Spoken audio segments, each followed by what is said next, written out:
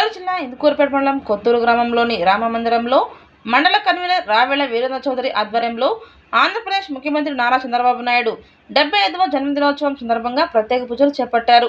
అనంతరం కేక్ కోసి సంబరాలు చేసుకున్నారు. ఈ సందర్భంగా మండల కన్వీనర్ రావెల వీరేంద్ర చౌదరి మాట్లాడుతూ చంద్రబాబు నాయుడు నుండి నూరేళ్లు ఆయన ఆరోగ్యాలతో రాష్ట్ర ప్రజల అభివృద్ధికి సేవలు అందించాలని ప్రత్యేక పూజలు చేపట్టినట్లు తెలిపారు. ఈ కార్యక్రమంలో పలువురు నాయకులు, కార్యకర్తలు తదితరులు పాల్గొన్నారు.